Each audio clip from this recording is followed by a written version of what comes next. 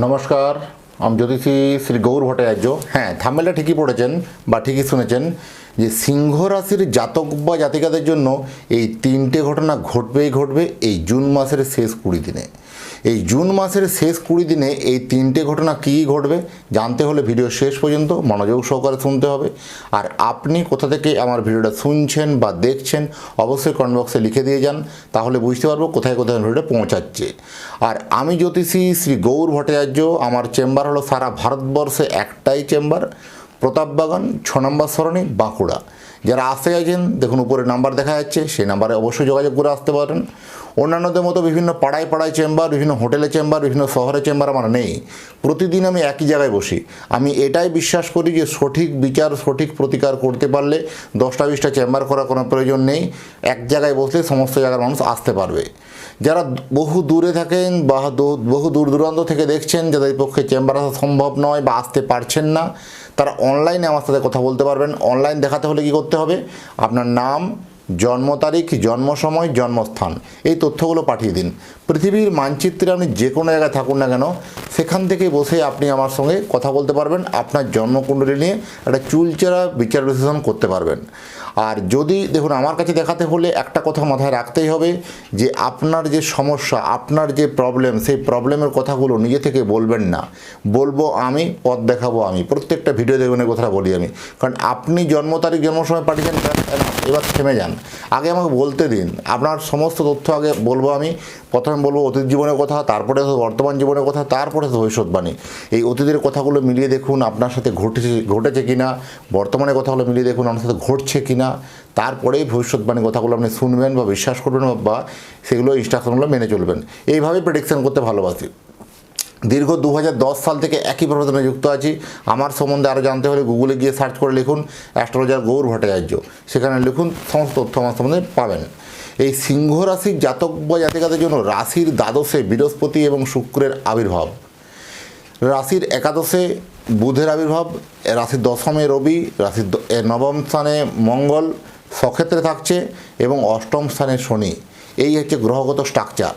এই অষ্টমে শনি মানে আমরা জানি ঝামেলা, ঝঞ্ঝট, বাধা বিপত্তি প্রচুর হয়। কিন্তু আবার অপরপক্ষে অষ্টমের শনি মানে সপ্তম ভাবের দ্বিতীয় ভাব, মানে আপনার স্ত্রীর অর্থ। কোথাও দেখবেন আপনার স্ত্রীর ক্ষেত্রে প্রোগ্রেস, কোথাও উন্নতি, হঠাৎ করে একটা ভালো জায়গা কিন্তু লিড করা। মানে আপনি যদি স্বামী হন তাহলে আপনার স্ত্রী হতে পারে, বা আপনি স্ত্রী হলে আপনার স্বামীর হতে পারে।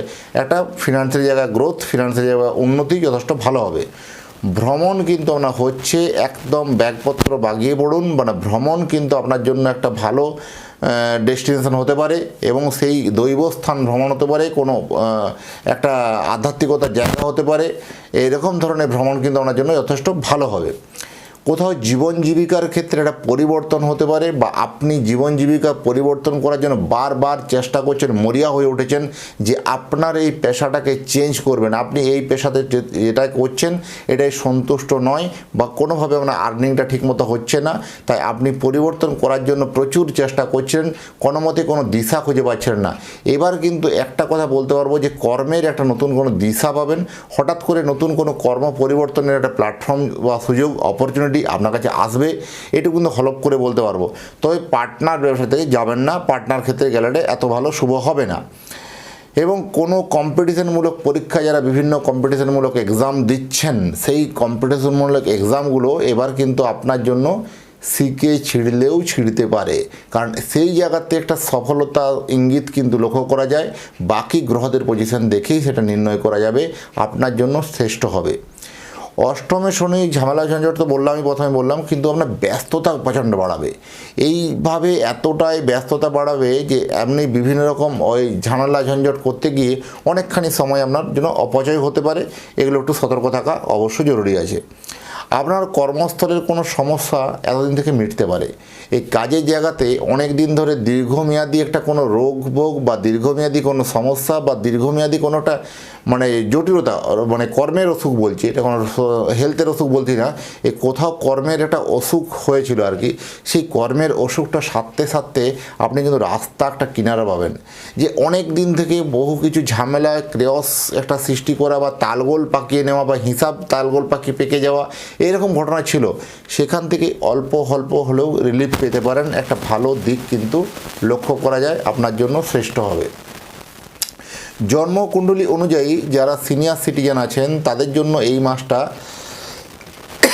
অত্যন্ত শুভ মাস। এই মাসে আপনাকে কিন্তু একটা সঠিক সিদ্ধান্ত নিতে হবে, কারণ আপনার এই সিদ্ধান্তেই আগামী দিনের রুট ম্যাপটা আপনার জন্য শ্রেষ্ঠ হবে। যে আপনার প্রপার্টি, আপনার সম্পত্তি কারোকে উইল করতে গিয়ে কোথাও কোনো বিড়ম্বনা, কোথাও কোনো সমস্যা অহেতুকতা হতে পারে, সেগুলো সচেতন থাকা দরকার আছে। কোথাও যারা জমি বা বাড়ি কেনার কথা ভাবছেন তাদের জন্য কিন্তু এই সময় সুখবর। নতুন করে জমি বা বাড়ি কেনার একটা জোশ তৈরি হতে পারে, জায়গাত মহল তৈরি হতে পারে, আপনার কাছে সিচুয়েশন আসবে, আপনার কাছে অপরচুনিটি আসবে, সেই অপরচুনিটিকে অ্যাকসেপ্ট করা উচিত হবে।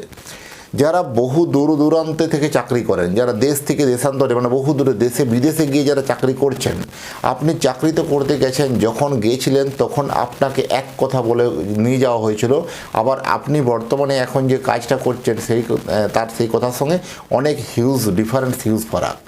কারণ আপনি কাজ করছেন মানে 1.5 গুণ কাজ করছেন, দেড়জন মানুষের আপনি কাজ করছেন, আপনি রিটার্ন পাচ্ছেন একজন মানুষের জন্য। আপনি কর্মক্ষেত্রে যখন ডবল কাজ করছেন, পেমেন্ট পাচ্ছেন একজনের জন্য। এরকম কর্মক্ষেত্রে একটা মানসিক প্রেশার, মেন্টালি প্রেশার, মানসিক দুশ্চিন্তা আপনার কিন্তু বাধা হয়ে দাঁড়াবে। আর যাদের ভাববেন যে এই বুঝি আমার মনে হয় নেক্সট প্রজেক্ট 2 মাস পরেই শেষ বা 3 মাস পরে শেষ, এই আমি আদৌ যে বিদেশে এলাম বা বিদেশে এসে ইনকাম করতে এলাম, এটা কি সার্থক করে দেশে ফিরতে পারবো, এইরকম হাজারো প্রশ্ন আপনার কাছে কিন্তু আসবে। সেই সব ব্যক্তিদের ক্ষেত্রে বলবো আপনার জন্মছককে চুলচেরা বিচার বিশ্লেষণ করার প্রয়োজন আছে। আর যাদের জন্ম তারিখ বা জন্ম সময় সঠিকভাবে জানা নেই, তারা দুটো হাতের ছবি তুলে পাঠান, হস্তরেখার উপর বিচার করে আপনাকে প্রেডিকশান করতে পারবো বা বলতে পারবো। জ্যোতিষ মানেই কোনো 1 মিনিটের জাদু বা 1 মিনিটের ম্যাজিক কিছু নয়। আপনি যে সময়ে জন্মগ্রহণ করেছেন সেই সময়কার আকাশের গ্রহ নক্ষত্রের স্থিতি বদলে দেবে আপনার জীবনের রুট কাহিনী। যে কিভাবে কোন পথে গেলে সফলতা পাওয়া যায়, কোন পথে গেলে সফলতা আসতে বাধ্য, আর কোন পথে গেলে বাধা বিপত্তির মধ্যে দিয়ে সংগ্রাম করে এগোতে হবে, সেটা জন্মছককে বিচার বিশ্লেষণ করেই সেটা কিন্তু বলে দেওয়া সম্ভব বা বলে দেওয়া যায়। সেই গ্রহের প্রতিকার, সেই গ্রহের তারতম্য এগুলো করতে হবে। আর অনেকভাবে বহু জায়গায় বহু বিজ্ঞাপন দেখেছেন, ওই 1 মিনিটে ভাগ্য পরিবর্তন বা 1 মিনিটে বশীকরণ, এই বশীকরণ ক্রিয়াটাকে আমি ঘোর অবিশ্বাসী করি বা বিশ্বাস করি না বা ঘোর বিরোধী। অবশ্যই এই বশীকরণ ক্রিয়ার জন্য আমার সাথে যোগাযোগ করবেন না। রিয়েলভাবে যদি জ্যোতিষটা জানতে হয় তাহলে চেম্বার উপরে দেওয়া নাম্বারে অবশ্যই আপনার যোগাযোগ করতে হবে। আর যারা অধীর আগ্রহে আমার ভিডিওটা দেখছেন বা শুনছেন তাদেরকে এবং তাদের পরিবারের প্রতি মঙ্গল কামনা করে আজকের ভিডিওটাকে এখানে শেষ করে ভালো থাকবেন। আবার দেখা হবে নতুন তথ্য নতুন ভিডিওতে। নমস্কার।